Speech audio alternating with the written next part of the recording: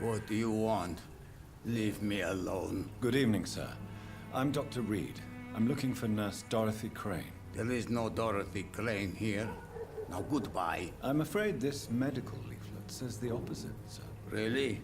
Well, I'm afraid I'm going to close this door right now. Go bother someone else, Mr. Doctor. To enter that house, I must discover who this man really is. Maybe I could start by observing what he's up to.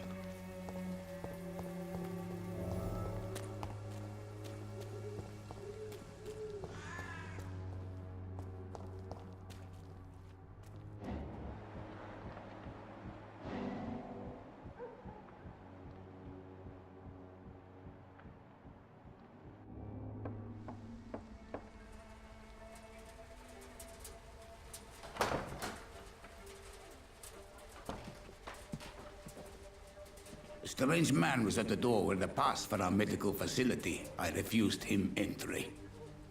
Darius, how could you know he didn't need our help? His clothes were too finely tailored to be for Whitechapel. Perhaps just a friend of that stray poet who is always about. Richard Nithercott? No, not of the same cloth, this man. I suspect some machination from that journalist. Clayton Darby. Is he still asking questions? Yes. I saw him drifting around St. Mary's Church. I swear he is tracking me just downwind.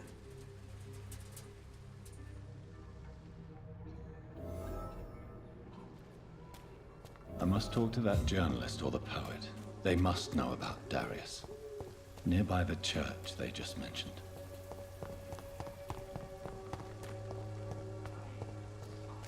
Joe, please, I don't have your money. Come on, Barrett, you know the game. You pay for this.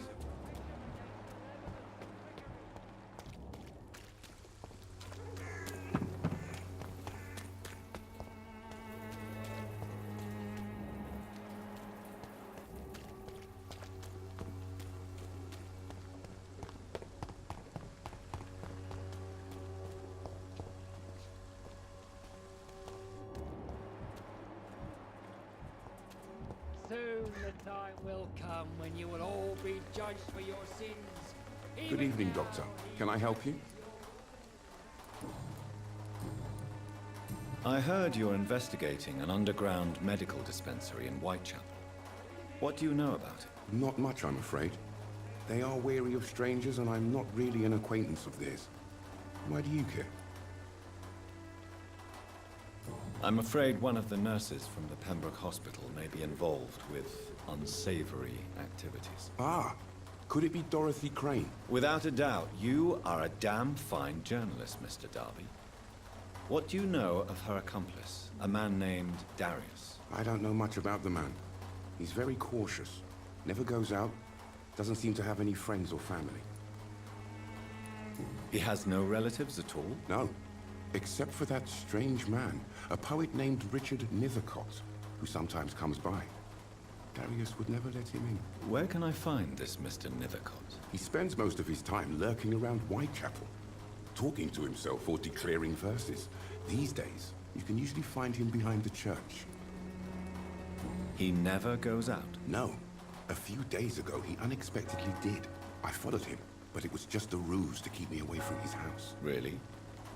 How do you know? He went to the nearest mailbox, but just before posting his letter, he ripped it up and threw it away. Goodbye, Mr. Darby. Farewell.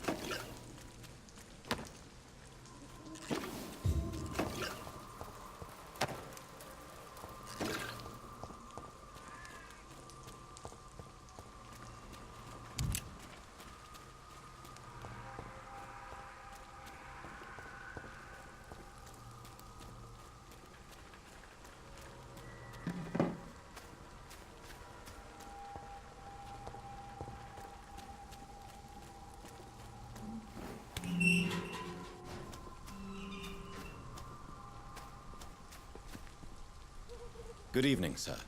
I'm Dr. Reed. I would like to ask you a few questions. Please be my guest. Although I may not be the best informant regarding this part of town, my words speak about that which the eyes cannot see. Really? Are you an artist of some kind? I'm a poet, sir. Richard Nethercott, at your service. May I ask what you're doing at this hour of night, sir? Do you live here? Not at all. I'm just enjoying the pleasure of a quiet walk. Though night talks are always preferable, if you ask me. Especially with strangers. But are you not afraid of the epidemic? Oh, why should I? I see some equity in the Spanish flu. No flesh should be saved, say the scriptures. Good or evil, rich or poor, all are equal in the eyes of the flu. If you say so. But as a physician in a time of epidemic, I must caution you to avoid unnecessary exposure, sir.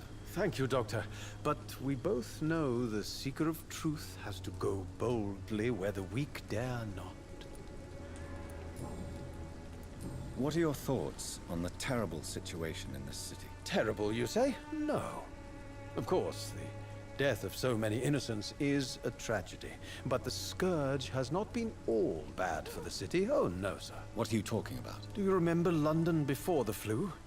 Noisy, cacophonic, quiet nowhere to be found. And now, listen to this oddly peaceful silence. Yes. The enjoyable silence of the grave. You have a unique perspective on the situation, I must admit. Most people fail to understand my perspective. I don't blame them. But how could I call myself a poet if I veiled my feelings? Are you aware that your life could be in danger in this part of town? But this is where I must be to feel the real beat of the city. I had to come, see it for myself, alone. I understand your need for solitude, but it's not safe around here. I don't care.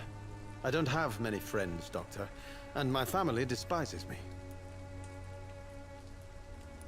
If some misfortune came upon you, who would be here to help you? Well, you for a start, my dear Doctor.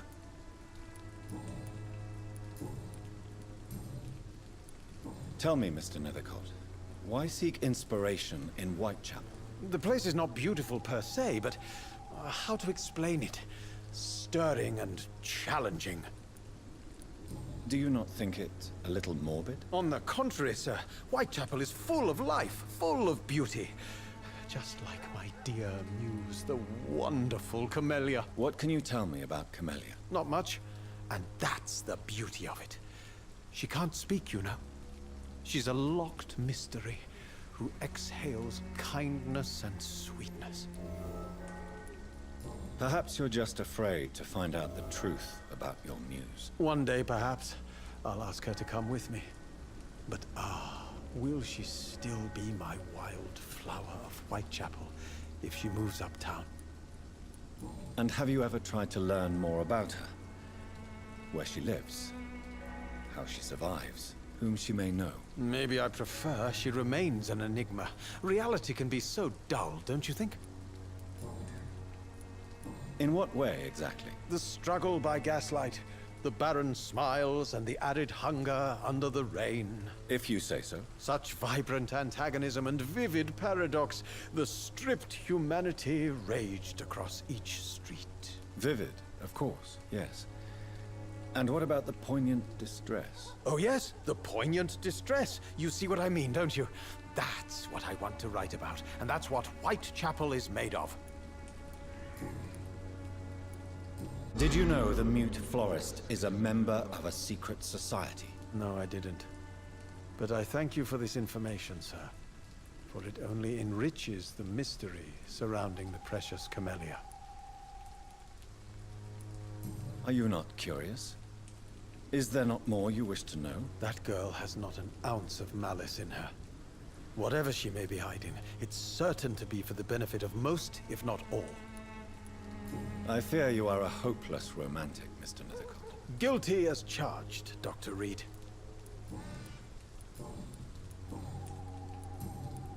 May I ask you a few questions about the district? Extraordinary part of town, is it not? I'll be glad to help you, if I can. I'm looking for Dorothy Crane, a nurse who lives in this vicinity. Dorothy Crane. Oh, I love the name. The Crane of Whitechapel. Sounds very mysterious. But, sorry, no, never heard of her. What can you tell me about an old man called Darius? Darius Petrescu. Yes, I know him. At first, I thought he was only a small publisher. I invited him to publish my work, but his reaction was pretty clear. Not interested in your talent? Darius is an old political activist who takes delight in printing tracts and lampoons. Those communist activities only require mediocre writing skills.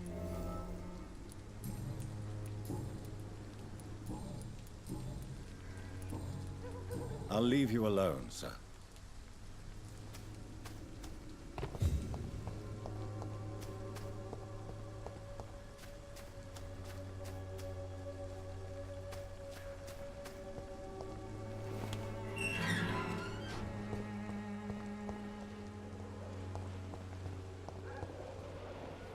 Hello again, miss. Tell me about Richard Nithercott. I understand he is quite fond of you, Camellia. Very well. Goodbye, then.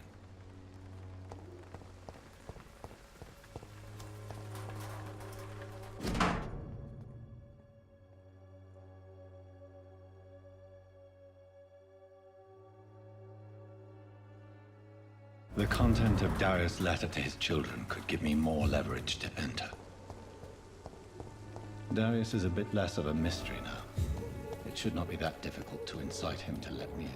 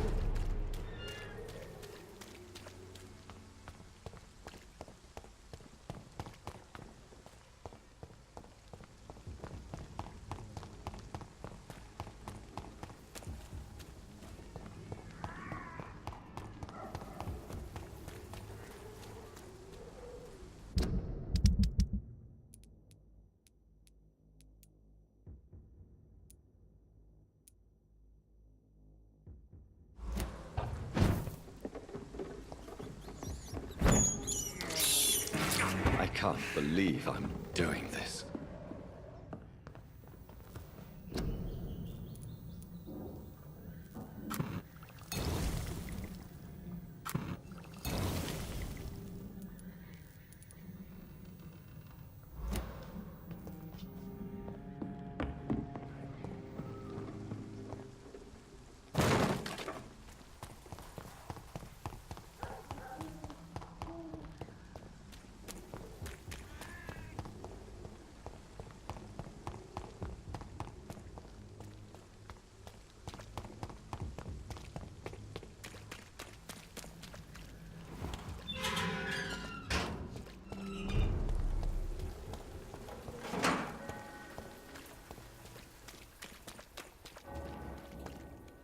You look so pale, my lord. Would you like me to...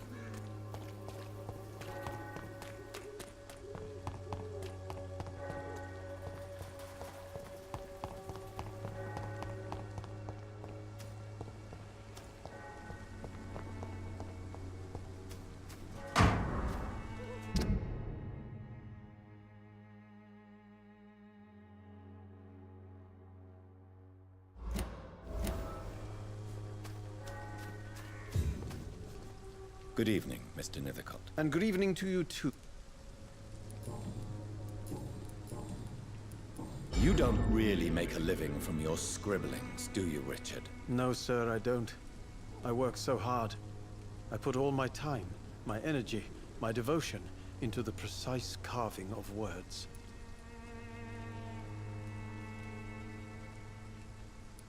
Still, you don't seem to suffer from poverty. With thanks to my parents, actually. I'm afraid I would not be able to live on my own without their help. You seem embarrassed. Someday I hope to proudly offer my first publication to my parents. Until that day, I'll remain the failure of a son they have to support. Do you need medical attention, sir? It may be wise to let you prescribe me something. I don't feel like I should. I understand your appetite for words and macabre beauty, sir. But you should be more careful. The nutrition of my mind is more important than my physical health. But I appreciate your concern, sir.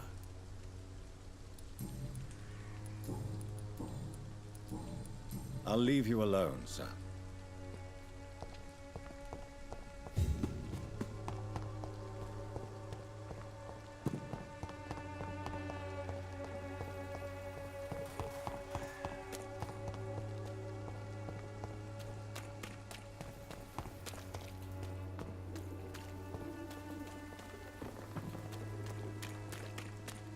You are blinded by your false faith. These are mine. Can't you just look the other way this week, Joe? Come on, we can sort it out, right? It's not my call, Baron.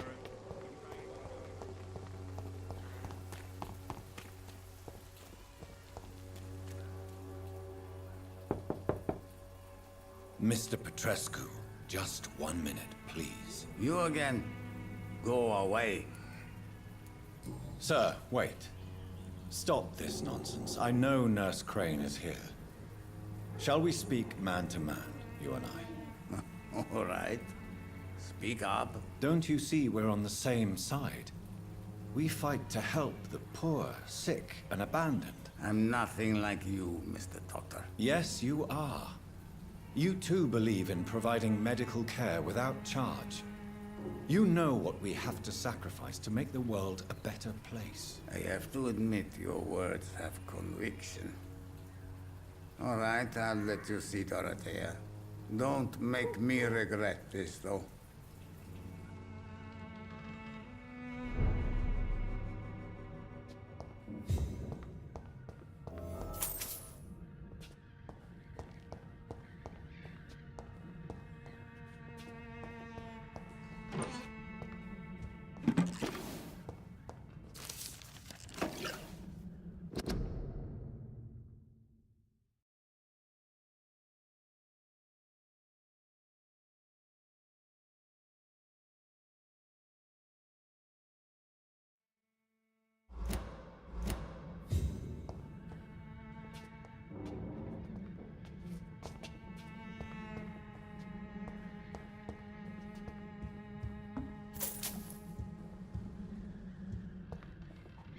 If you want to talk to Dorothea, you must go across the courtyard and take the stairs. We've not been formally introduced.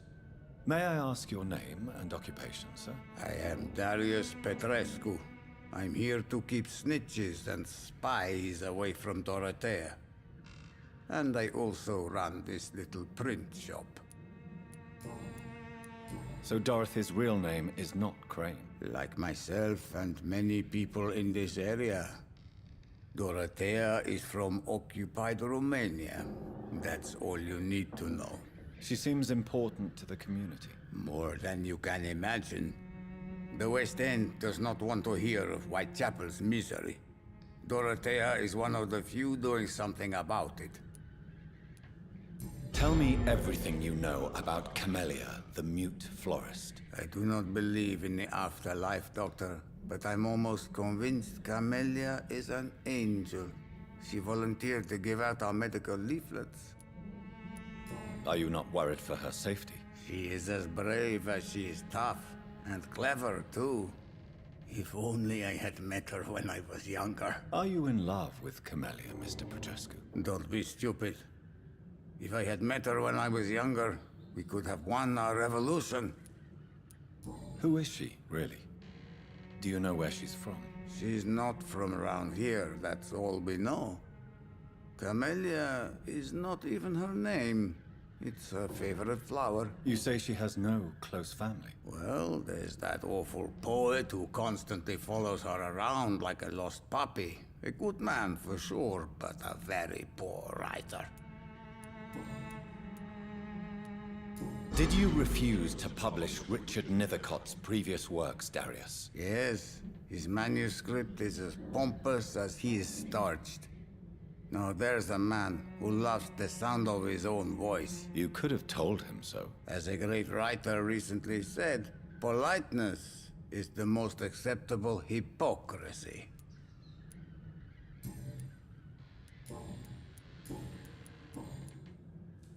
Do you have any family left, Mr. Petrescu?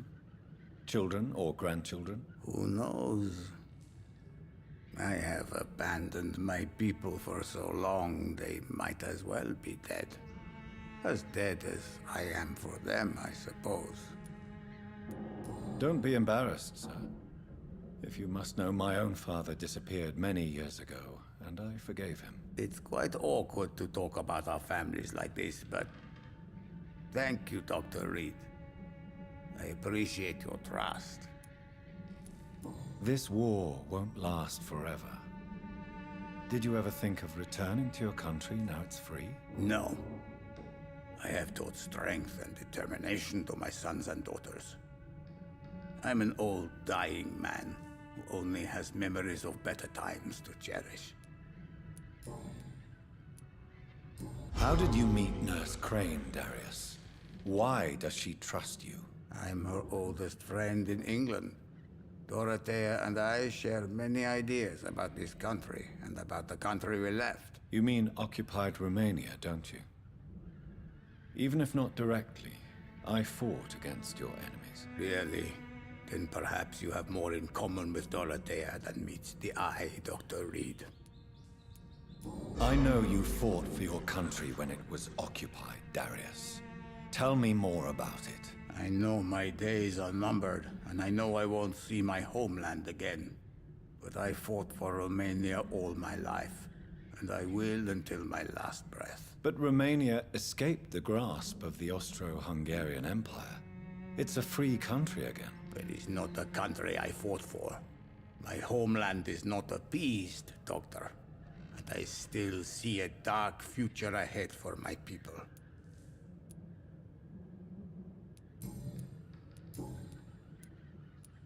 Tell me everything you know about Camellia, the mute florist. I do not believe in the after.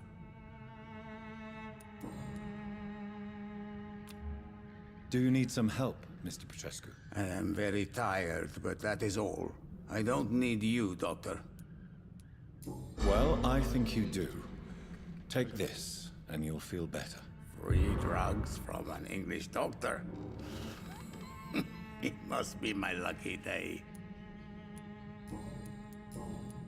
Goodbye, Mr. Petrescu.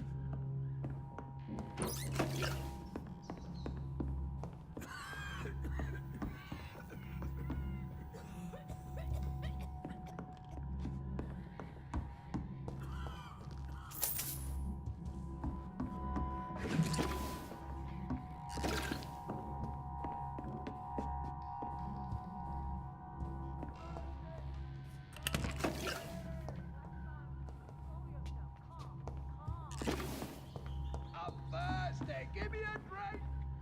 Razvan, can you hear my voice?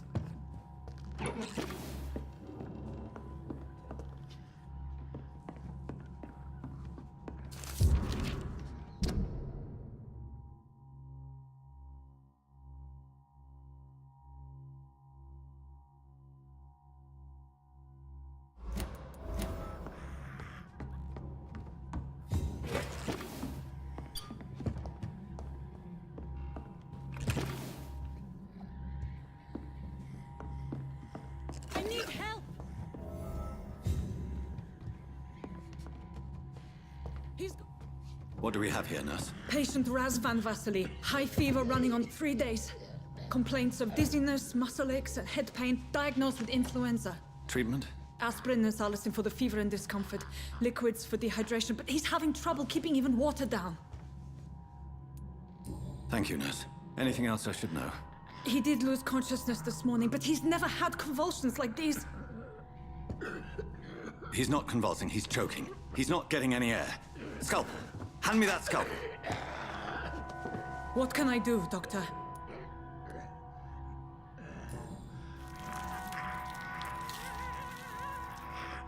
I need to perform a tracheostomy. Short pipe. That rubber tube will do. We're going to cut a passage for air through the neck. Yes, Doctor. He's breathing again, but he's coughing up blood. Internal hemorrhaging. I need to make another incision into the chest cavity to drain the fluids from the lung. Prepare another tube. A thoracostomy? Doctor, we've nothing to fight the infection. We need an aseptic environment. Right then, Nurse Crane. What do you suggest we do? I've no idea. I'm not the doctor. Time is of the essence. We need to perform a thoracic drain. Yes, Doctor.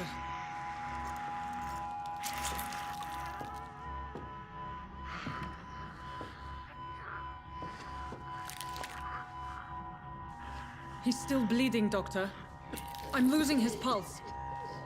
The drain must have punctured the intercostal artery. There's too much blood. Are you all right, Doctor? I can't see.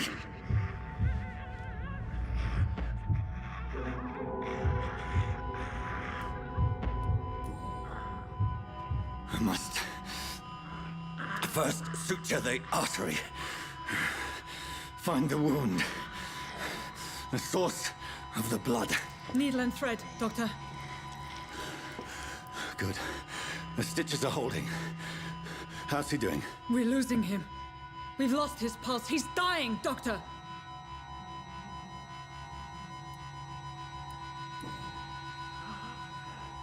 A dose of epinephrine, now. Yes, Doctor.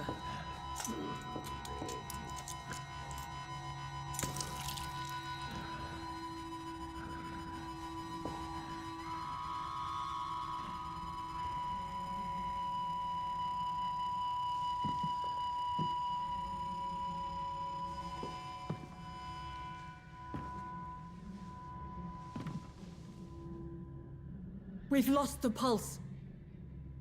He's gone, Doctor. Nurse, we did everything we could.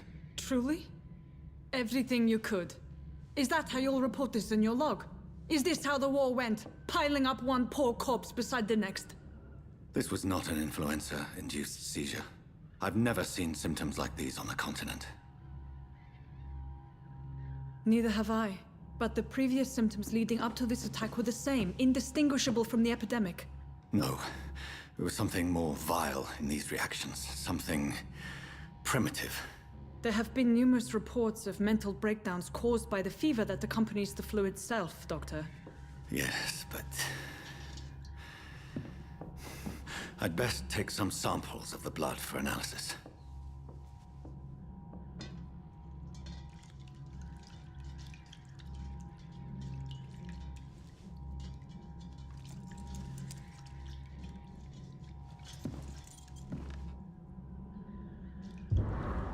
I doubt you're here to test my bedside manners.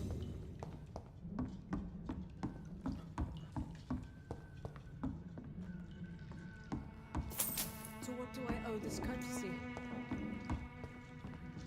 I suspect it was more than intuition alone that led you to us. So, how might I be of service, Dr. Reed? I've come to put an end to this insufferable blackmailing, Dorothy. Doctor, you think your warnings scare me? I've stolen and plied, blackmailed and lied, but what else am I to do? I'm all these people have. But why Lady Ashbury? Why her, of all people? She's pristine and proper, all right. But that she-wolf in sheep's clothing murders the poor for sport. I have her where she belongs, and I'll milk her for all she's got. Dr. Swansea is a sensible and honest man. He wouldn't have refused your friend's care at Pembroke. It's easy for you to say, Doctor. These people cannot go to the police, nor to the hospital. They don't even speak English. They depend on me for everything. So, the end justifies the means. Is that your defense? I know you're kind, Doctor. Just another fine-heeled, silver-spooned gentleman who was given the world on a platter. You know nothing of poverty. Nothing of the shame, the hunger, the loneliness. You've convinced me of the sincerity of your actions and their noble justifications. But all the same, blackmail is a crime, and it will stop, Nurse Crane. So, are you going to turn me over to the authorities?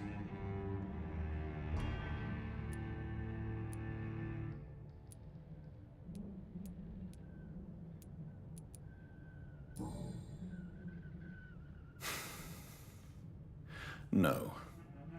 Your place is here. Jailing you would be an even greater crime. So, here is my proposition. I'll look the other way on your little enterprise. In exchange, you will resign from the Pembroke Hospital and provide me with medical supplies when the need arises. Dr. Reed! That sounds like a business proposition. My accomplice, then? No, just a privileged client. My research may require the occasional rare piece of equipment or ingredient. I'll pay good coin in exchange, fair and honest, to help finance your noble endeavors.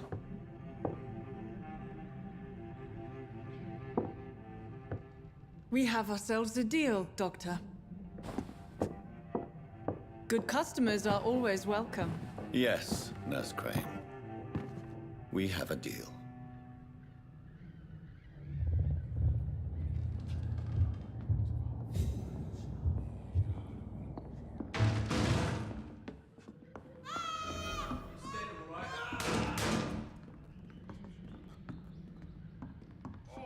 This one stinks already.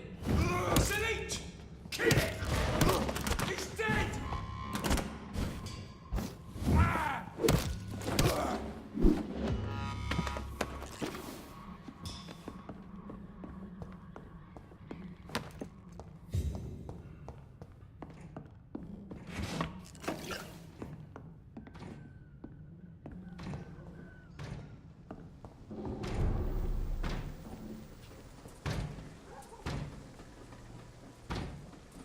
There's one of them!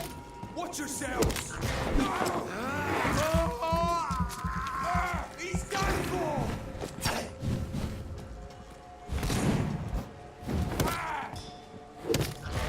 Steady, boys! We've got one!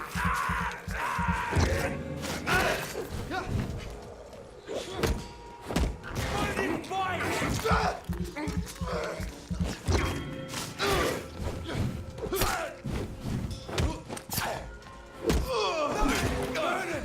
That's what you do with leeches.